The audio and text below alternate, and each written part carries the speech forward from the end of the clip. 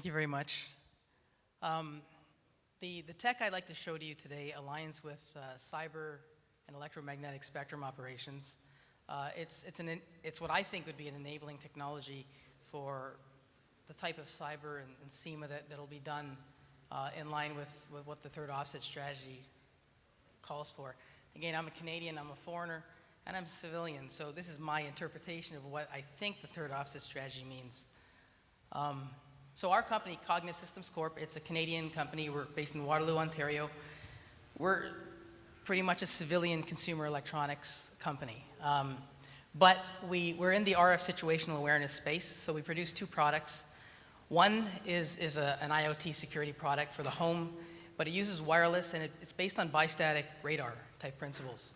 So these are, the type of math you'd have to do for that is pretty intensive.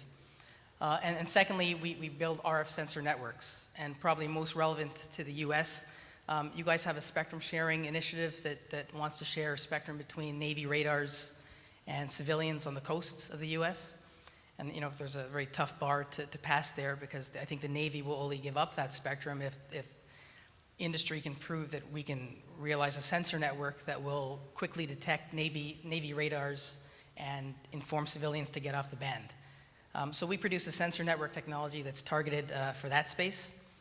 And I think the type of technology that underlies our system, which is not off the shelf, gives us some unique advantages. So I think we will probably be a very prominent technology in that space. And who am I? I lead a team of engineers. Primarily, we're circuit designers and chip designers, processor architects. But we really like electromagnetic spectrum operations. Again, we can only approach it from the civilian angle by looking at textbooks and reading JED articles. But the math behind that is very intensive. And we've put, what we claim that we've put a supercomputer on a radio. So to justify that claim, I have my team, after they built the digital hardware for the chip, to go and put the most aggressive algorithms and see if we can actually do something useful. So we have, interests in, of course, dynamic spectrum access, that's civilian and military, as well as passive bistatic radar, but also SIGINT and cognitive electronic warfare. But we are a civilian company. I have to mention this. We don't produce products for EW or anything like that.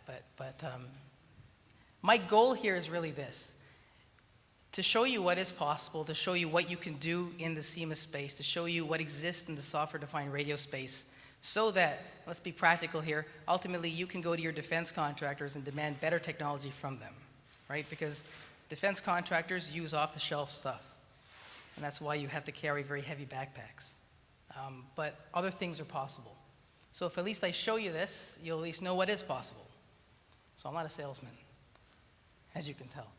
Now imagine if you could deploy in a battle space on fixed infrastructure, expendably across the territory, on cheap, inexpensive UAVs, disposable UAVs. Supposing you could, and of course on your soldiers, right?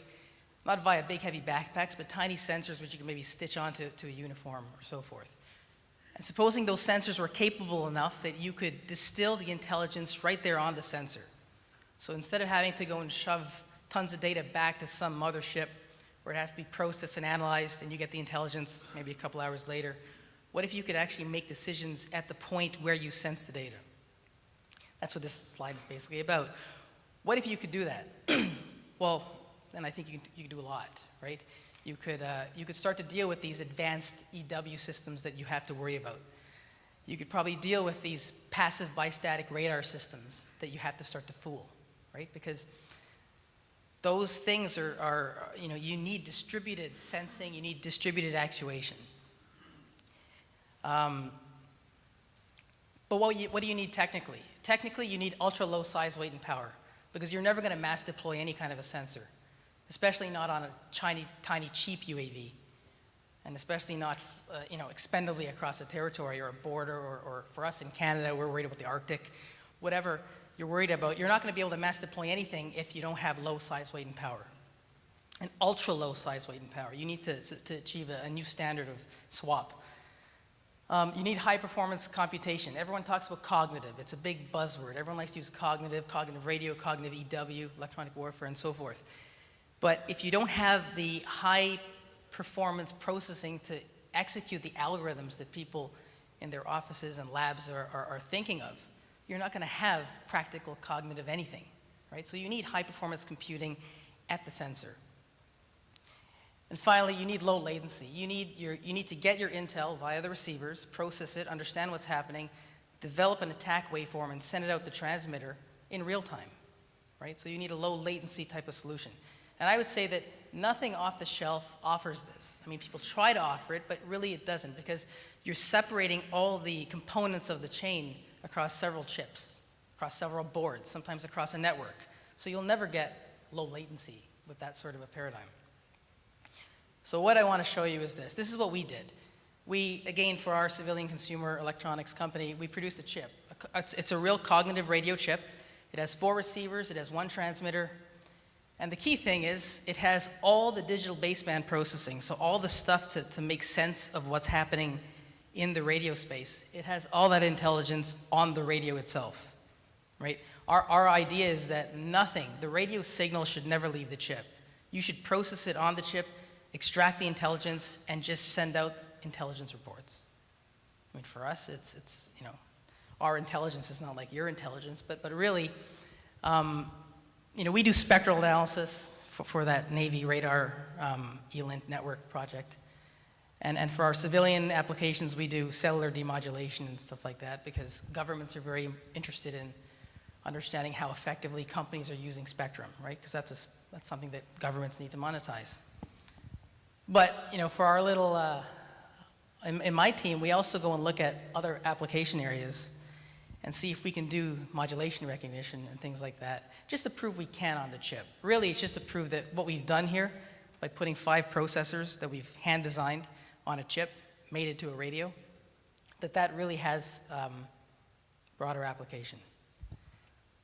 So I think this was a quick presentation, but the main idea is this. I think, if what I understand of the third offset strategy, if that's true, if my understanding is correct, in the future, you're going to need better RF sensors. You're going to need sensors with actuators on them, with compute on them. And really what's going to make the difference is do you have the ability to get the intelligence from the field, distill it down, sense the raw data from the field, distill and consume that intelligence, and do it all at the point of where the data is sensed. If you can, I think you'll be able to start to deal with more complicated passive radar and advanced EW schemes. So that's it. That's my presentation. If there's any questions, I'd be happy to answer them. Do we still have your radio over at SOFIC? You do. Now that's on video. I didn't tell anyone about that. No, I'm joking. Yeah, you do. Thank you. So what's next? What are you guys working on next with this? It's, well, again, the company's direction is really on that civilian consumer electronics angle. I mean, I really think that what you guys do in SOCOM is very important. And I think it's just, fundamentally, I'm here to show you that a technology like this exists, right? We're not a defense contractor. But if you know it exists, maybe you can put some pressure. That was my thing for the last year, right? To show defense contractors that the tech exists and to show the military that the tech exists. Of course, talking to the military, being a Canadian, it's very difficult. I appreciate this opportunity. But yeah, this is more of a, guys, I think you do great stuff. This kind of tech exists. You don't really need to have 80-pound backpacks. Demand better stuff.